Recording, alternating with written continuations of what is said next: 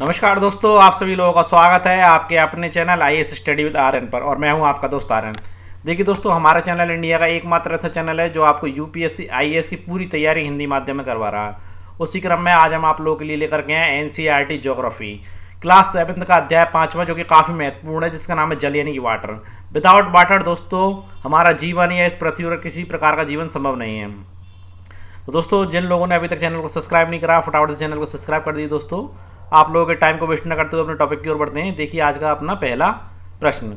तो देखिएगा दोस्तों, जिस पराक्रम में जल लगातार अपने स्वरूप को बदलता रहता है और महासागरों, वायुमंडल एवं धरती के बीच चक्कर लगाता रहता है, उसे क्या कहते हैं?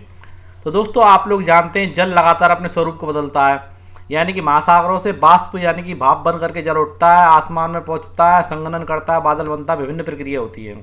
ओके दोस्तों, यानी कि महासागरों से उठा वायुमंडल, वायुमंडल से धरती, फिर धरती से दोबारा आपका वायुमंडल, फिर महासागर, इसी प्रकार से चक्र चलता रहता है। तो इस चक्र को क्या कहते हैं? वर्षा चक्र कहते हैं, जल चक्र कहते हैं, या जल वाष्प का संघनित होना कहलाता है, या निम्नलिखित में से कोई नहीं। तो दोस्तों, ये जो चक्र चलता है महासागरों का, जो वायुमंडल और फिर धरती, धरती से दोबारा महासागर और वायुमंडल और फिर ये सारा चक्र चलता है, ये चक्र आपका जल चक्र कहलाता है। क्या कहलाता है दोस्तों? जल चक्र के अंतर्गत आता है आपका, यानी कि आपका ऑप्शन यहाँ पर सेकंड सही है। दूसरे नंबर का प्रश्न देखते हैं। देखिएगा दोस्तों, निम्नलिखित में से कौन सी प्रक्रिया जल चक्र में सम्मिलित नहीं है?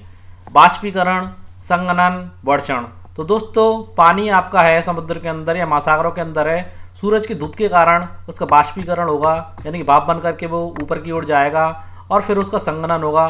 संघनन होने के बाद दोस्तों बादलों में कन्वर्ट होता है, और फिर दोस्तों वो वर्षा के रूप में पृथ्वी पर आता है। तो दोस्तों, बाष्पीकरण भी आपके जल चक्र के अंतर्गत आता है, संघनन भी आता है और वर्षण भी, यानी कि उपरोक्त सभी यहाँ पर हमारे सही हैं। दोस्तों, मैंने चित्र लगाया है समझाने के लिए। देखिए दोस्तों, यहाँ आपका जो जल है बाष्पीकरण के द्वारा जा रहा है, संघनन की क्रिया हो रही है, फिर बादल बन रहे हैं, बादल बनने के बाद वर्षण हो रहा है।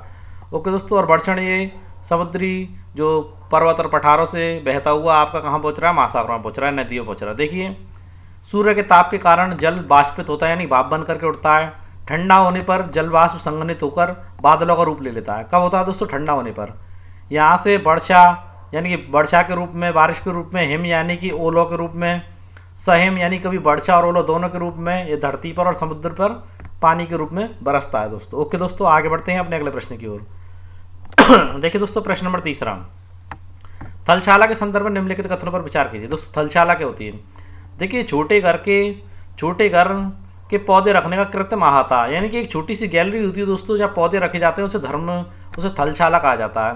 ओके दोस्तों, हमारी पृथ्वी थलशाला के समान है, जो जल शताब्दियों पूर्व उपस्थित था वह आज भी मौजूद है। बिल्कुल दोस्तों, कहने का मतलब ये, आप थलशाला का प्रैक्टिकल ऐसे कर सकते हैं। आप एक पॉट लीजिए, उस पॉट में आप थोड़ी सी मिट्टी जमा कीजिए, उस मिट्टी में आप एक बेल लगा दीजिए, और बेल लगाने के बाद उस पॉट का ढक्कन आप ऊपर से बंद कर दीजिए।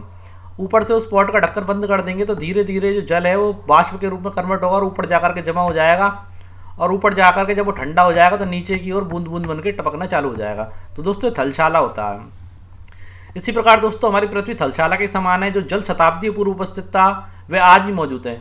यानी कि यूँ कह सकते हैं दोस्तों कि जिस जल का प्रयोग आज हम हरियाणा के खेत में सिंचाई के लिए कर रहे हैं, हो सकता है दोस्तों मे बी पॉसिबल कि वर्षों पहले अमेजन नदी में बहता हो, यानी कि वही जल घूमता है, यानी कि रिसाइकल होता रहता है जल चक्र के द्वारा।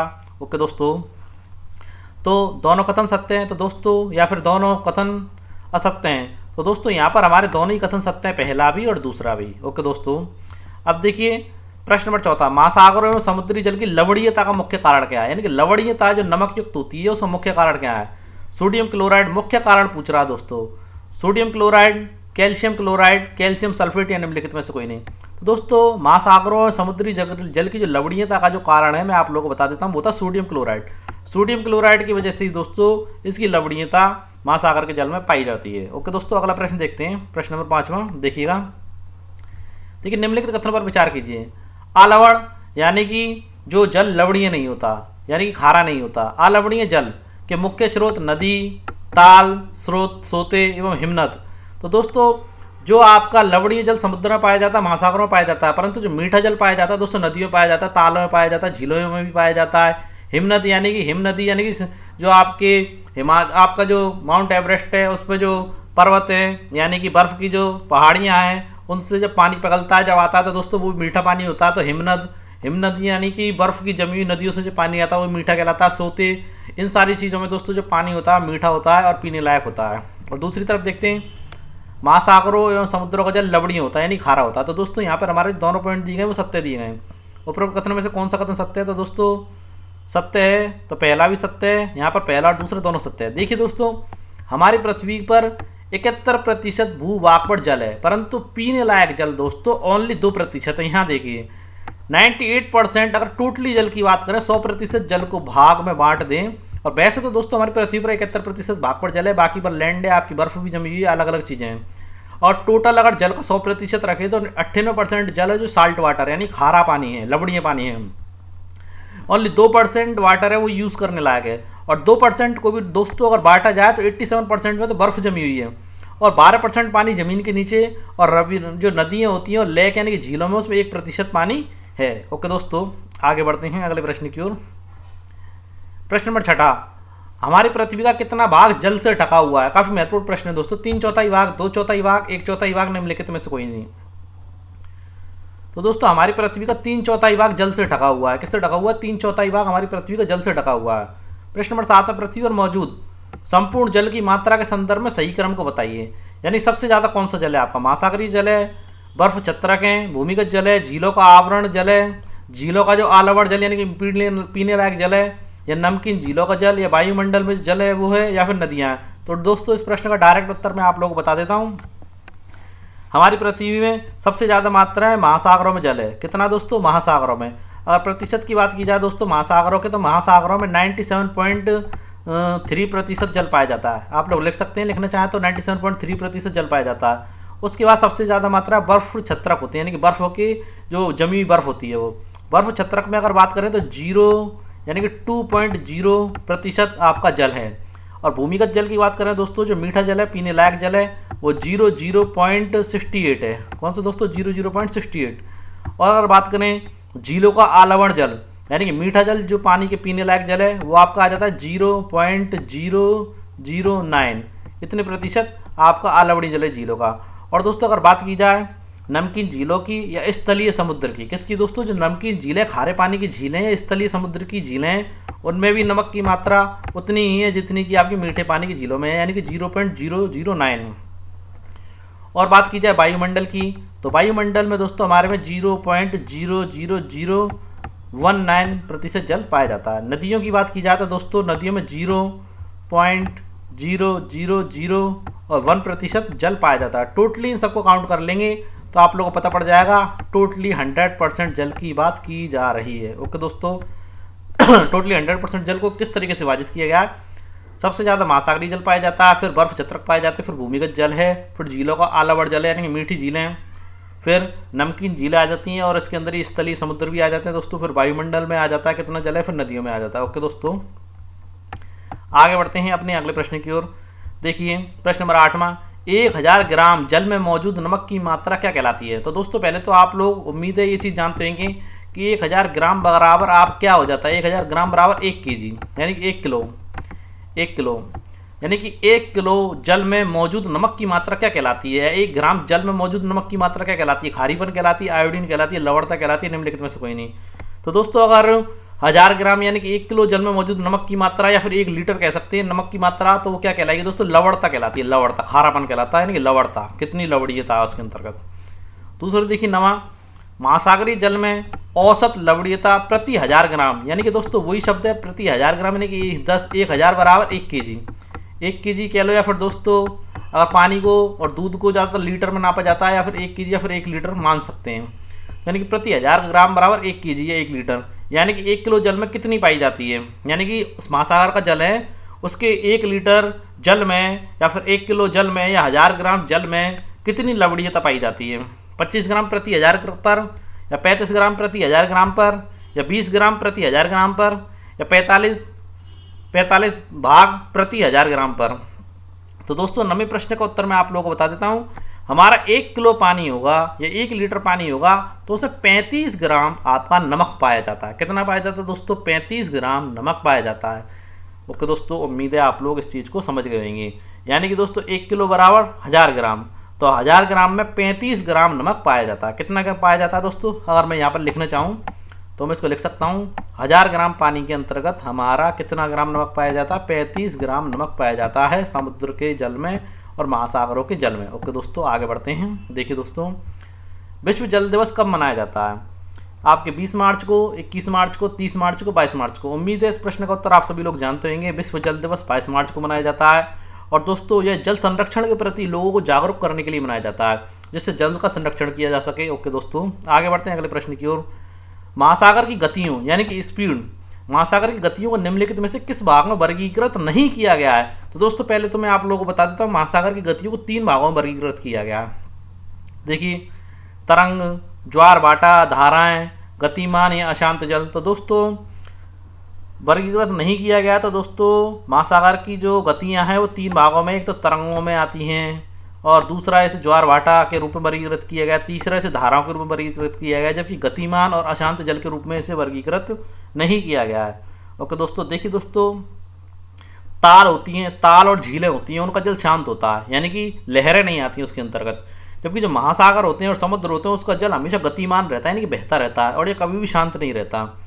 और दोस्तों, महासागरों की गतियों को तो 3 भागों में वर्गीकृत किया है, जो मैंने आप लोगों को बता ही दिया है अभी जस्ट, तरंगे, ज्वार भाटा और धाराएं। ओके, आगे बढ़ते हैं अगले प्रश्न की ओर। देखिएगा दोस्तों, प्रश्न नंबर आपका 12वां, निम्नलिखित कथनों पर विचार कीजिए। जब समुद्री सतह पर पवन बहती है तब तरंगें उत्पन्न होती है। दोस्तों, जब पवन बहेगी यानी कि पवन की स्पीड तेज होगी तभी तो तरंगें उत्पन्न होंगी, यानी कि लहरें उठेंगी। ये बात बिल्कुल सही है।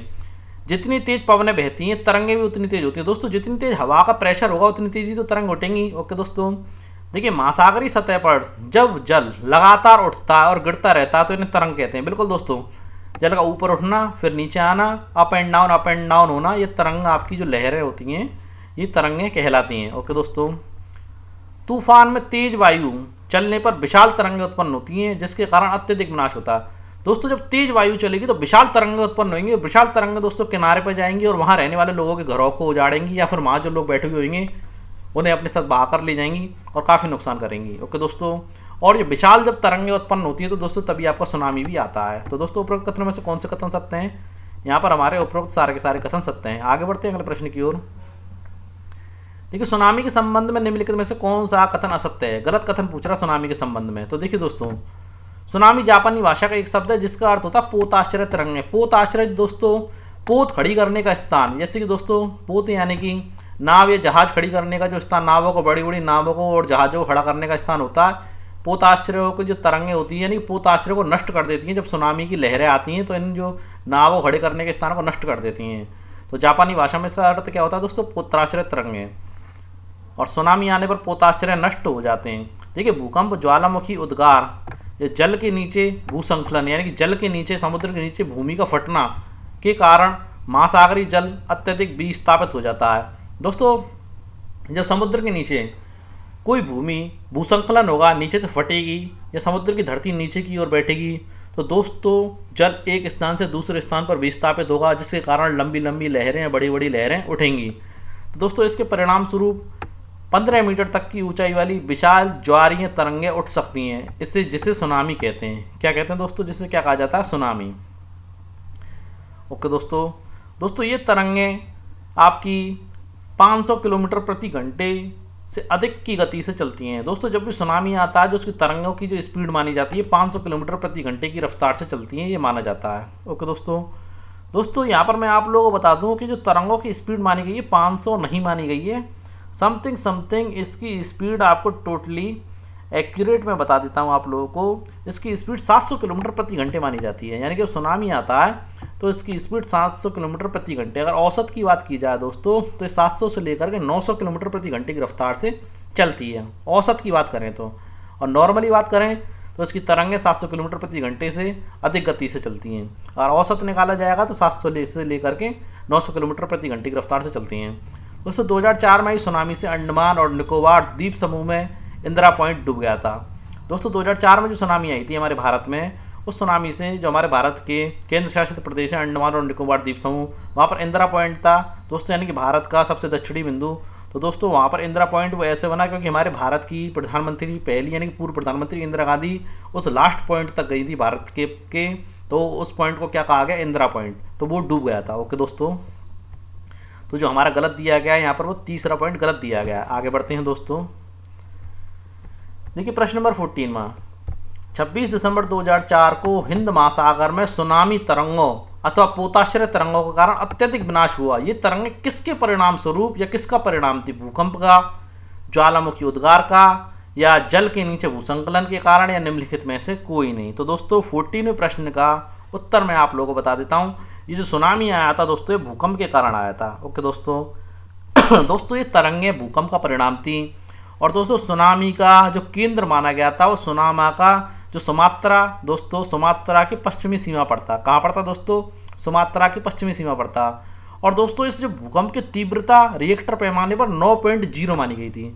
और जबकि दोस्तों सबसे खतरनाक भूकंप अगर धरती पर आ जाता है तो 6.9 रिएक्टर डिग्री का होता है, 6.9 रिएक्टर पैमाने का होता है। कितना दोस्तों? अगर धरती पे कोई भूकंप 6.9 रिएक्टर पैमाने का आ रहा है तो वो सारी धरती को तहस नहस करने के लिए पर्याप्त है।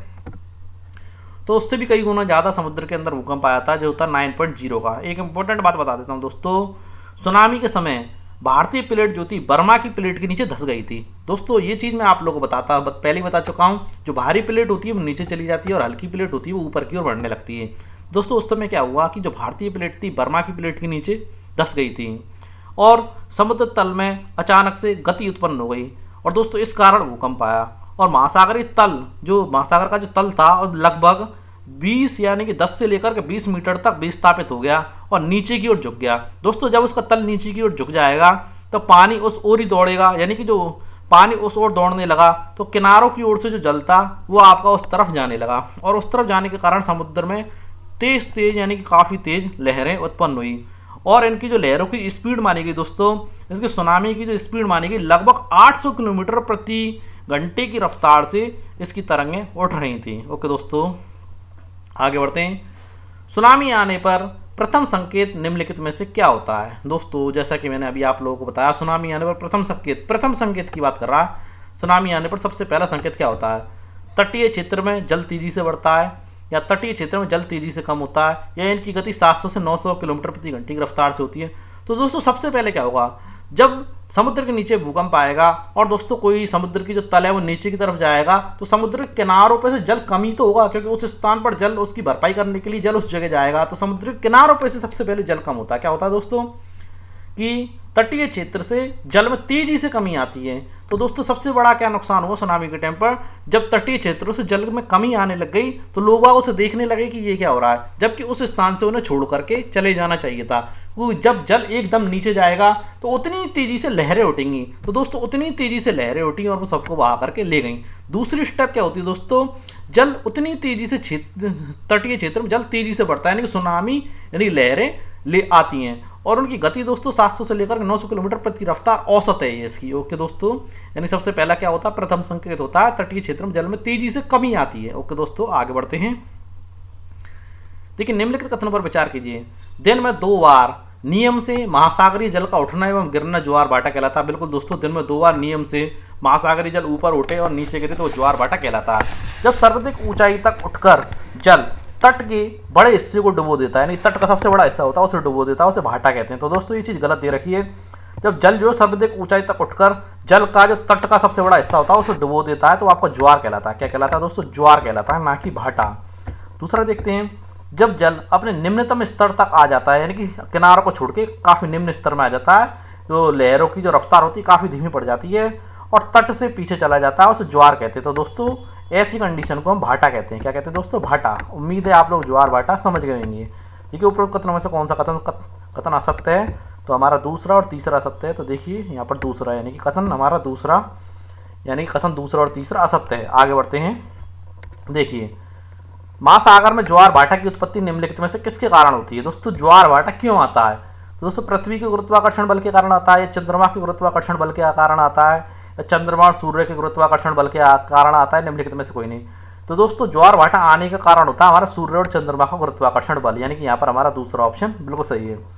अब देखिए भरत ज्वार कब आता है? भरत ज्वार कब आता है? सूर्य और चंद्रमा के गुरुत्वाकर्षण बल के कारण आता है आपका, या चंद्रमा के गुरुत्वाकर्षण बल के कारण आता है, या जब सूर्य चंद्रमा और पृथ्वी तीनों एक सीध में होते हैं उस कारण आता है, या चंद्रमा और सूर्य का गुरुत्वाकर्षण बल जो होता है विपरीत दिशाओं में होता है तब आता है। तो दोस्तों आप लोगों को बता देता हूँ, भरत ज्वार जब आता है जब हमारा सूर्य चंद्रमा और पृथ्वी तीनों एक सीध में होते हैं तो भरत ज्वार आता है। ओके दोस्तों आगे बढ़ते हैं। देखिए इस चित्र को, चित्र भी लगाया मैंने, इस क्वेश्चन के बाद आपको चित्र दिखाऊंगा। देखिए जब निम्नलिखित कथनों पर विचार कीजिए। देखिए जब पृथ्वी का जल चंद्रमा के ठीक निकट होता है उस समय चंद्रमा के गुरुत्वाकर्षण बल के कारण उच्च ज्वार आते हैं। दोस्तों जब पृथ्वी का जल चंद्रमा के निकट होता है यानी पास होता है उस समय चंद्रमा के गुरुत्वाकर्षण बल के कारण यानी ग्रेविटेशनल फोर्स के कारण उच्च ज्वार आते हैं। तो दोस्तों क्या आते हैं दोस्तों? उच्च ज्वार आते हैं, जो कि बिल्कुल सही है दोस्तों। और दोस्तों जब चंद्रमा एवं सूर्य समकोण बनाते हैं यानी कि 90 डिग्री का एंगल बनाते हैं तब निम्न ज्वार भाटा आता है, जिसे लघु ज्वार भाटा भी कहा जाता है। तो दोस्तों यहाँ पर हमारे दोनों ही कथन सत्य है, उपरोक्त में से कौन सा कथन असत्य है? तो दोस्तों ना तो पहला ही असत्य है ना हमारा दूसरा ही असत्य है। ओके दोस्तों, यहाँ पर हमारे दोनों ही कथन सत्य हैं, ना तो पहला असत्य है ना हमारा दूसरा ही असत्य है। ओके दोस्तों, देखिएगा अब मैंने चित्र दिखाता हूँ आप लोगों को। देखिए दोस्तों यानी कि 90 डिग्री का एंगल बना रहा है यहाँ पर यूँ करके सीधा 90 डिग्री का। तो दोस्तों ऐसी कंडीशन में क्या होता है? निम्न ज्वार या लघु ज्वार आता है। ओके दोस्तों, और बृहत ज्वार कब आता है? जब दोस्तों तीनों एक सीध में होते हैं, जैसा कि मैंने अभी थोड़ी देर पहले आप लोगों को बताया था। आगे बढ़ते हैं अगले प्रश्न की ओर। देखिएगा देखिए महासागरीय धाराओं के संदर्भ में निम्नलिखित कथनों पर विचार कीजिए, यानी कि महासागरीय धाराओं के संबंध में। तो दोस्तों धाराएं ठंडी भी होती हैं और गर्म भी होती हैं। अब देखिए निश्चित दिशा में महासागरीय सतह पर नियमित रूप से बहने वाली जल जो होता है, जल की जो धाराएं होती है वो महासागरीय धाराएं कहलाती हैं। कौन सी दोस्तों? निश्चित दिशा में ही वो बहती हैं, वो महासागरीय सतह पर जो नियमित रूप से लगातार बहती हैं वो धाराएं की महासागरीय धाराएं कहलाती हैं। ये बात बिल्कुल सत्य है दोस्तों। ठंडी महासागरीय धाराएं भूमध्य रेखा के निकट उत्पन्न होती हैं एवं ध्रुवों की ओर प्रभावित होती है, यानी कि दोस्तों भूमध्य रेखा के निकट तो आपकी भूमध्य रेखा इसके निकट तो ये उत्पन्न होंगी और जो ध्रुव हैं उनकी ओर प्रभावित होंगी, यानी कि इस तरफ और इस तरफ। तो दोस्तों ये जो यहाँ पर ठंडी धाराएं दे रखा है गलत दे रखा है, क्यों दोस्तों? क्योंकि गर्म जो होती हैं, गर्म महासागरीय धाराएं होती हैं वो भूमध्य रेखा के निकट से उत्पन्न होती हैं और ध्रुवों की ओर प्रभावित होती हैं, यानी कि हमारा उत्तरी ध्रुव और दक्षिणी ध्रुव इन ध्रुवों की ओर प्रभावित होती हैं। अब दोस्तों गर्म महासागरीय धाराएं, तो दोस्तों यहाँ पर ये भी गलत दे रखा है, ये ठंडी, क्या दोस्तों? ठंडी महासागरीय धाराएं ध्रुवों या उच्च अक्षांशों से उष्णकटिबंधीय या निम्न कटिबंधीय अक्षांशों की ओर प्रभावित होती हैं। ये पॉइंट अब सही हुआ है आपको दोस्तों। तो उपरोक्त कथनों में से कौन से कथन असत्य हैं? तो दोस्तों यहाँ पर हमारा दूसरा और तीसरा असत्य दे रखा था। आगे बढ़ते हैं। देखिए निम्नलिखित में से कौन सी शीत जल धारा है? शीत जल धारा या फिर आपकी ठंडी जल धारा कह सकते हैं। कौन सी शीत जल धारा है? आपकी गल्फ स्ट्रीम या लैब्राडोर महासागरीय धाराएं या एल नीनो धारा या सुसीमा धारा? तो दोस्तों शीत जलधारा हमारी गल्फ स्ट्रीम है। कौन सी दोस्तों? गल्फ स्ट्रीम हमारी ठंडी जलधारा है। बाकी की जो लैब्राडोर महासागरीय धारा है, एल नीनो धारा है, सुसीमा धारा है, ये आपकी तीनों की तीनों आपकी गर्म जलधारा हैं। ओके दोस्तों, कौन सी जलधाराएं हैं आपकी? ये आपकी गर्म जलधाराएं हैं।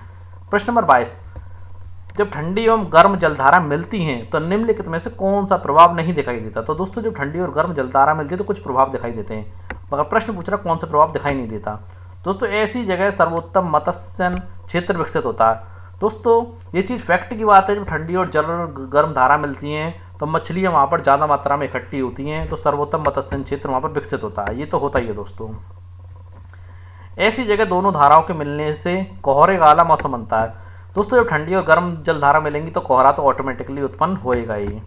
दोस्तों इसके फलस्वरूप नौ संचालन में किसी प्रकार की कोई बाधा नहीं आती। दोस्तों नौ संचालन में काफ़ी बाधा आती है। जब दोस्तों कोहरा उत्पन्न हो जाएगा तो दोस्तों आप उस जगह पर नाव या नौका संचालन नहीं कर सकते। यहाँ पर जो तीसरा पॉइंट दे रखा है वो गलत दे रखा है। आगे बढ़ते हैं दोस्तों। देखिए दोस्तों एक यहाँ पर मैंने आप लोगों को कंडीशन बताई थी उच्च ज्वार की। देखिए यहाँ देखिए ये निम्न ज्वार और लघु ज्वार, यहाँ से देखिए वृत्त ज्वार और उच्च ज्वार। उच्च ज्वार मैंने आप लोगों को बताया था, तो यहाँ पर उच्च ज्वार देखिए उच्च ज्वार। देखिए उच्च ज्वार जब आता है तो उच्च ज्वार के कुछ साइड इफेक्ट या फिर आपको फैक्ट देखने को मिलते हैं। जैसे कि दोस्तों जहाज को, यानी कि ये इसकी पॉजिटिव चीज़ें हैं। जब उच्च ज्वार आता है जो जहाज होते हैं बंदरगाह तक पहुंचने के लिए उच्च ज्वार सहायक होता है, यानी कि जहाज़ों को फटाफट से बंदरगाह तक पहुंचा देता है। और उच्च ज्वार के टाइम पर दोस्तों मछलियों को भी आसानी से पकड़ा जा सकता है, मछली भी सतह पर आ जाती हैं। और दोस्तों उच्च ज्वार का फ़ायदा कुछ लोग इस प्रकार से उठाते हैं दोस्तों कि वहाँ पर विद्युत उत्पन्न करने वाली क्रियाएँ की जाती हैं, यानी कि विद्युत को उत्पन्न भी किया जा सकता है उच्च ज्वार के टाइम पर। ओके दोस्तों, अब देखते हैं अपना अगला प्रश्न। देखिए प्रश्न नंबर 23वां, वह पराक्रम। आपके ये जो प्रश्न है दोस्तों, अब जो प्रश्न प्रारंभ हो रहा है वो प्रश्न है आपके जो एनसीईआरटी की बुक में दिए गए। देखिए वे पराक्रम जिसमें जल लगातार अपना स्वरूप को बदलता रहता है और लगातार महासागर, वायुमंडल और स्थल के बीच चक्कर लगाता है कहलाता है जल चक्र कहलाता है दोस्तों। क्या कहलाता है दोस्तों? जल चक्र कहलाता है। प्रश्न नंबर 24 में सामान्यतः गर्म महासागरीय धाराएं उत्पन्न होती हैं। तो दोस्तों सामान्यतः गर्म महासागरीय धाराएं भूमध्य रेखा के निकट उत्पन्न होती हैं और वहां से वो ध्रुवों की ओर जाती हैं। मैंने आप लोगों को जस्ट थोड़ी देर पहले ही बताया, भूमध्य सागर के निकट उत्पन्न होती है और वहां से ध्रुवों की ओर जाती हैं, दक्षिण ध्रुव और आपके उत्तरी ध्रुव की ओर। ओके दोस्तों, प्रश्न नंबर 25 में देखते हैं, दिन में 2 बार नियम से महासागरीय जल का उठना एवं गिरना क्या कहलाता है? दोस्तों वह आपका ज्वार भाटा कहलाता है। आगे बढ़ते हैं, देखिए दोस्तों, निम्नलिखित स्तंभों को मिलाकर सही जोड़े बनाएं। कैस्पियन सागर, तो दोस्तों कैस्पियन सागर हमारी विशालतम झील है। ज्वार भाटा, जल में उतार चढ़ाव आता है दोस्तों, वो आपका ज्वार भाटा कहलाता है। सुनामी क्या होती है दोस्तों? तीव्र भूकंप की जो तरंगें उठती हैं वो सुनामी कहलाती हैं। महासागरीय धाराएं दोस्तों, महासागरीय धारा निश्चित मार्ग में प्रवाहित होने वाली जल धारा। ओके दोस्तों, यहाँ पर मैंने आपको सारी चीज़ें बता दी हैं। तो दोस्तों 26वें प्रश्न का सही उत्तर हमारा सी है। तो दोस्तों आज के हमारे आपके एमसीक्यूज़ के प्रश्न आप लोगों को कैसे लगे, और इसका स्तर मैंने बिल्कुल बड़े ही बेहतरीन तरीके का रखा है आपके आईएएस लेवल का। ओके दोस्तों, यहाँ जो जितने भी प्रश्न पीसीएस लेवल के भी नहीं है, टोटली आईएएस लेवल के हैं। तो आज की हमारी वीडियो आप लोगों को कैसे लगी कमेंट बॉक्स में जरूर बताएं दोस्तों, और ज़्यादा से ज़्यादा दोस्तों हमारे चैनल का लिंक अपने सोशल नेटवर्किंग साइट पर शेयर करें। ओके दोस्तों, जिससे जो लोग तैयारी करना चाहते हैं, उन्हें कोई प्लेटफॉर्म नहीं मिल रहा, तो उन्हें एक अच्छा प्लेटफॉर्म मिल सके हिंदी माध्यम में तैयारी करने का। उम्मीद करते हैं दोस्तों आप लोग हमारा इतना सपोर्ट करोगे, और चैनल को सब्सक्राइब करना बिल्कुल ना भूलें दोस्तों, लाइक शेयर करें। कल फिर मिलते हैं दोस्तों अपनी एक ऐसी बेहतरीन वीडियो के साथ, तब तक के लिए जय हिंद दोस्तों।